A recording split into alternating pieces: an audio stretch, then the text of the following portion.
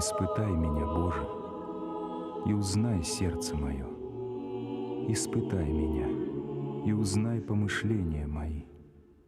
И зри, не на опасном ли я пути, и направь меня на путь вечный. Псалтирь, Псалом 138.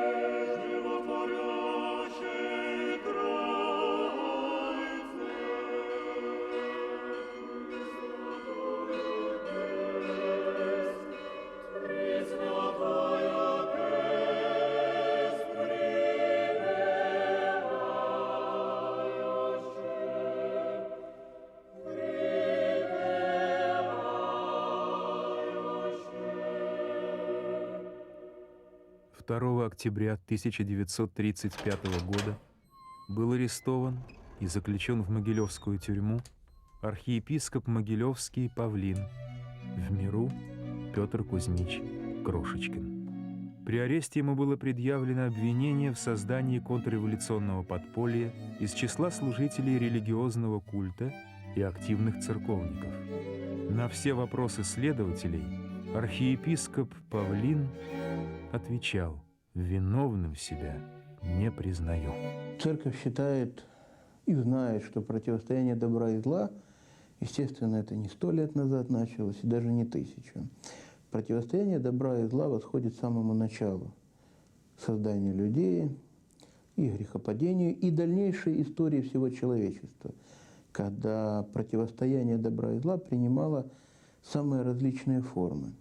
Но со временем воплощения Христа, Боговоплощения, со времени создания богочеловеческого организма, то есть новозаветной церкви, противостояние становится очень ярким и, можно сказать, даже личностным. 20 век действительно был временем наиболее яркого противостояния добра и зла, наиболее яркого противостояния Бога и дьявола в этом мире. Проявление самое различное, поэтому нельзя говорить, что только вот у нас это было хуже всего. Просто у нас оно было ярче, и это во многом обусловливалось и национальными чертами характера, поскольку не стоит забывать, что и мученики, и те, кто их расстреливал, были людьми одного и того же воспитания, по сути дела, людьми одного и того же народа.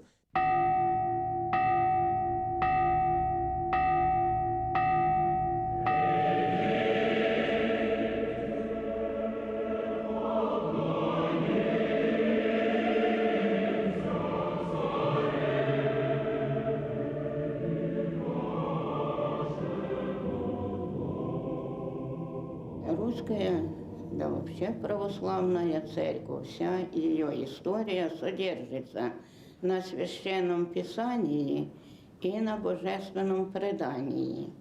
Священное Писание, Евангелие, Ветхий Завет, Новый, постоянный и неизменяемый вовеки. А Божественное предание пополняется сведениями благочестивых чад церковных.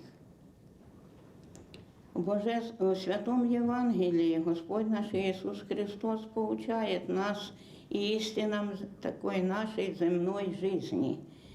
Там сказано, что ничего не тайно, что не будет явлено, и ничего нет прикровенного, чтобы не открылось. И мы анализируя жизнь священномученика Павлина, видим это наяву и убеждаемся в этом, потому что как совершалось тайно, а под видом совершенно секретно, убивали невинных людей и теми же органами явно и громогласно их оправдывали, то есть совершалась реабилитация их. К числу этих принадлежит и владыка Павлин. Имею давнее сердечное желание послужить Господу Богу во святой обители в иноческом чине.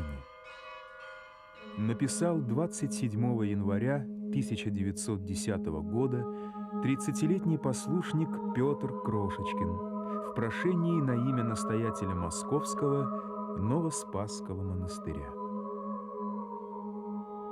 Монашеский постриг состоялся 27 февраля того же года. В постриге ему было наречено имя Павлин в честь святого Павлина Милостивого. Далеко позади осталось материнское благословение 16-летнему Петру на уход в монастырь. В этой обители, самой родной и самой дорогой для меня, говорил он, Господь породил меня духовно, дал мне усердие и ревность к изучению богословских наук. К тому времени за плечами у него уже был опыт служителя Господу в монастырской послушнической школе, где он передавал накопленные знания детям и взрослым. Сердечно радуясь о начатках духовного просвещения в обителях, желаю распространять и укреплять оное, писал он, обучая посетителей школы молитвам и песнопениям православного богослужения. Вступив в обитель послушником, он вышел в сани архимандрита, нареченным епископом. Голод 1921 года стал поводом для открытых гонений на церковь под предлогом изъятия церковных ценностей на нужды голодающих. «Мы должны провести изъятие самой бешеной и беспощадной энергией», писал в те годы руководитель государства. «Чем большее число представителей духовенства удастся нам по этому поводу расстрелять, тем лучше». По всей стране покатилась волна судебных процессов над церковниками. Процесс над епископом Павлином открылся в 1922 году. Это был первый его арест. В одиночной камере московской тюрьмы он пробыл около года. Слепив крест из хлебного мякиша, он молился перед ним о всех, кого помнил. Да воскреснет Бог, и расточатся врази его. Он молился, несмотря на побои и оскорбления. Даже сделанный из хлебного мякиша крест вызывал у его мучителей тихую ярость и раздражение. Одиночество помогло раскрыть сердце Богу и глубоко заглянуть в свою душу. Позже он назовет этот неполный год тюремного заключения Второй академией. В 1926 году произошел второй арест. К этому времени уже 24 епископа оказались сосланными на Соловки. Владыке Павлину было предъявлено обвинение в причастности к их делам.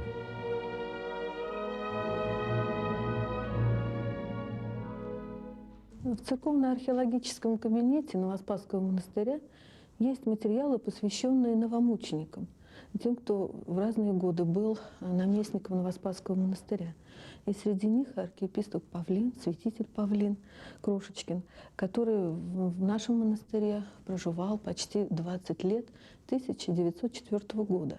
Был он сначала послушником, Петром, и нес клиросное послушание. Одновременно он занимался пением в певческой детской школе, а со взрослыми вел религиозные беседы и очень много способствовал просвещению народу, когда еще не был даже в сане монаха. В нашем кабинете есть вещи, которые мы очень храним и бережем, а они принадлежали лично святителю Павлину. Это поруч, который достался нам очень так промыслительно. Помимо поруча, очень интересный документ. Это служба с акафистом святителю Павлину, епископу Наланскому, это небесному покровителю владыки. Видимо, эта служба была составлена самим владыкой, можно так предположить. Это машинопись примерно 20-х годов. И вот я просто зачитаю кандак.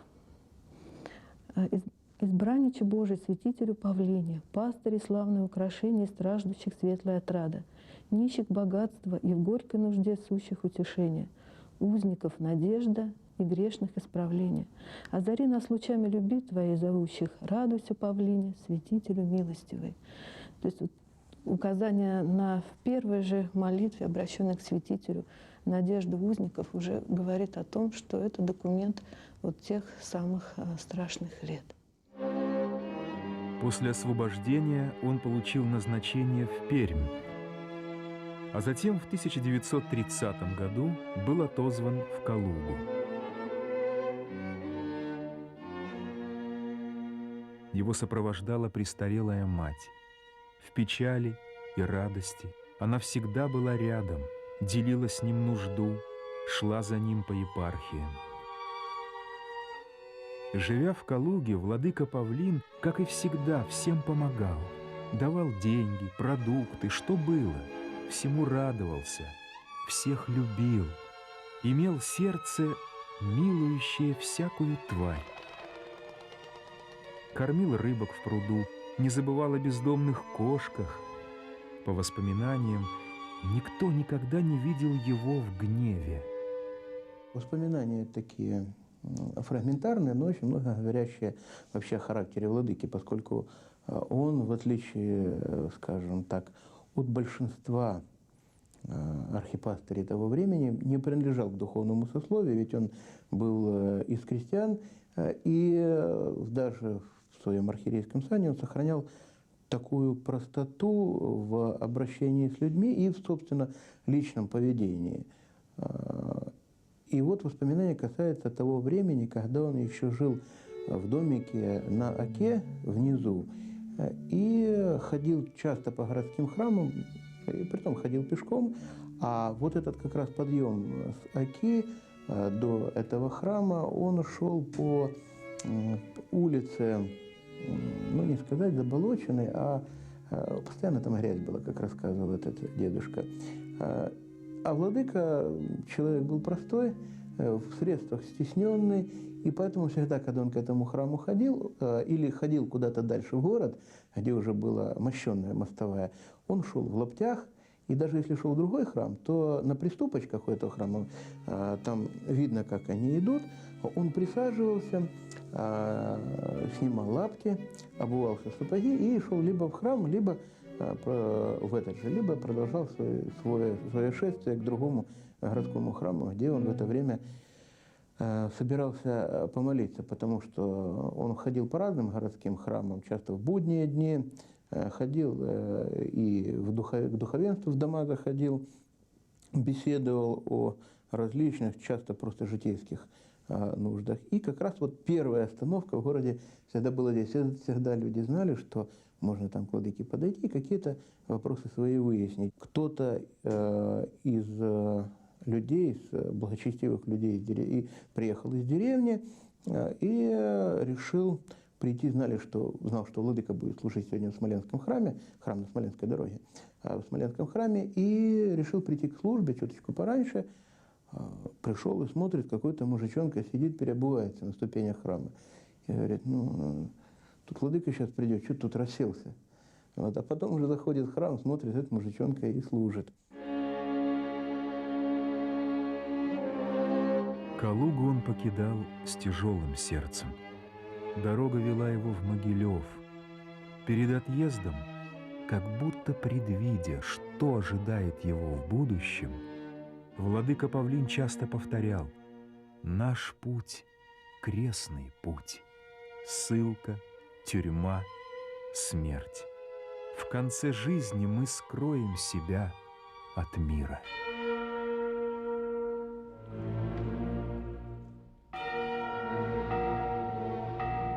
Приближался последний период его жизни. Живя в Могилеве, он помогал многим духовным лицам, которые возвращались из ссылок и лагерей. Приглашал их сослужить ему, оказывал помощь деньгами, помогал своим знакомым и в других городах. Позже это было инкриминировано ему как группировка в контрреволюционных целях реакционного духовенства и монашества. Наступило смутное время. Шли массовые аресты, и люди исчезали бесследно. Вот. То же самое нависла такая участь и над духовенством. В один прекрасный момент, уже в конце лета, вот, мне уже рассказывали братья и соседи, что он что-то стал ходить и ходить, ходит по участку от больших кустов сирени до палисадника. Значит, он чувствовал на душе, что у него было неспокойно.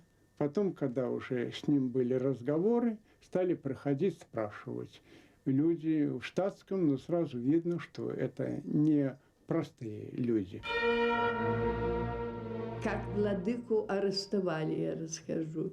Тюрьма была у нас на Первомайской улице, где Дом Совета. И прямо у этой вот дорожки, как пешеходная дорожка, и можно было смотреть вверх в тюрьму. И мамочка носила передачи, и оттуда однажды получила записку. И вот я с этой записки, что я помню, что он нас называл, там я не помню, какие слова были, но только эти мне запали в душу слова. На много лет младшие сестры мои. Признаете ли вы себя виновным в том, что вами в контрреволюционных целях проводилась организационная и практическая работа по созданию единого церковного контрреволюционного блока? Виновным себя в этом не признаю. Отношения со всеми указываемыми лицами были чисто религиозными. Виновным себя не признаю. Деньги высылал для оказания материальной помощи. Антисоветских разговоров не вел, политикой не занимался. Виновным себя не признаю.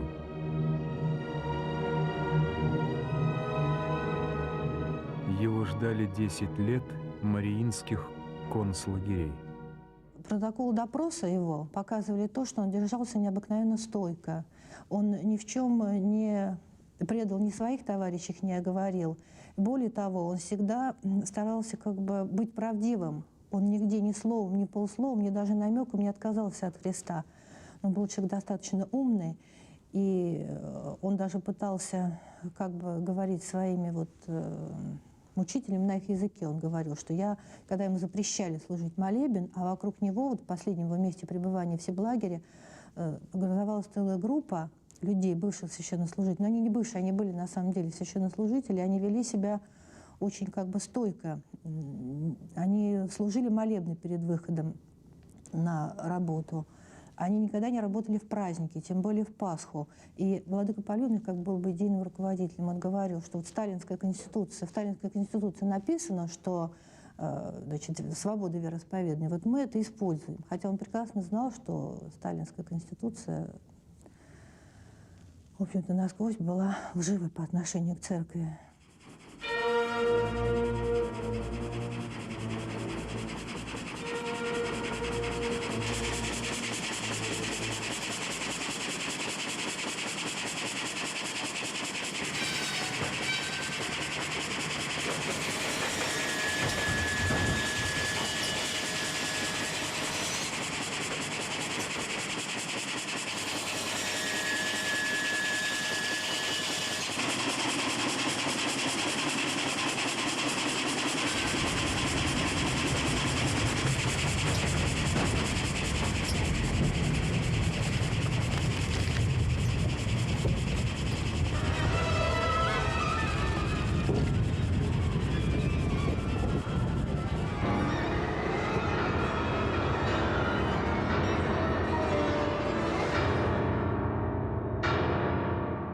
Начало канонизации имеет свой исток из Дивеевской Троице-Серафимской обители. Наш архипастырь любил посещать и организовывать паломнические поездки в святые места. В 1997 году организовал поездку в Дивеев. Там, когда приехали, владыка совершал божественную литургию. И ему и подиаконы дивеевские, которые там находились, для молитвы держали чиновник по чину церковному. И владыка обратил внимание, что на этом чиновнике стояла печать архиепископа Павлина. Но он тогда был пермским епископом. Когда окончил служение тот, попросил иподиакона, чтобы он вынес могилевским паломникам, в том числе и нам, чтобы мы хотя бы приложились к этой книге в святительских руках, которых владыки Павлина она была. Так прониклись мы тем, что в свое время владыка Павлин, будучи епископом пермским, также молился в этой обители преподобного Серафима. С этого времени владыка как-то появилась искра начать ходатайствовать о его канонизации. Как-то в жизни ничего не бывает случайного. Как бы встреча произошла духовная. Собрав все материалы, владыка передал их в патриархию московскую. Жизнь святителя многогранна. Он усматривал так, чтобы церковь была непорочна, и соблюсти заповідь Святого Євангелія, а ще хто душу свою положить за другі своя, достойний бить моїм учеником.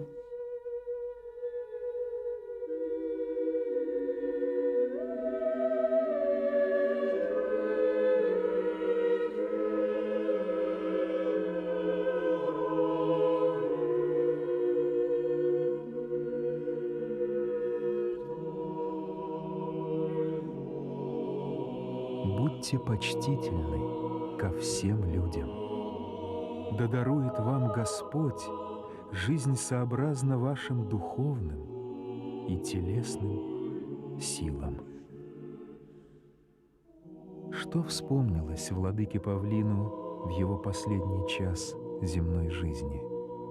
Может быть, зимний день, когда 8-летний Петя Крошечкин, попав в метель, сбился с дороги?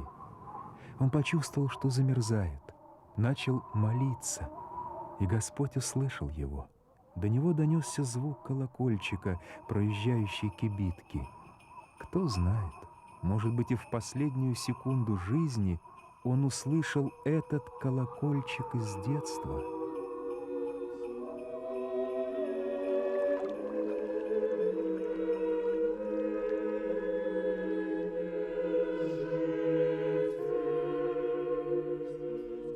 Решетка ржавая. Спасибо. Спасибо, старая тюрьма. Такую волю дать могли бы мне только посох да с ума.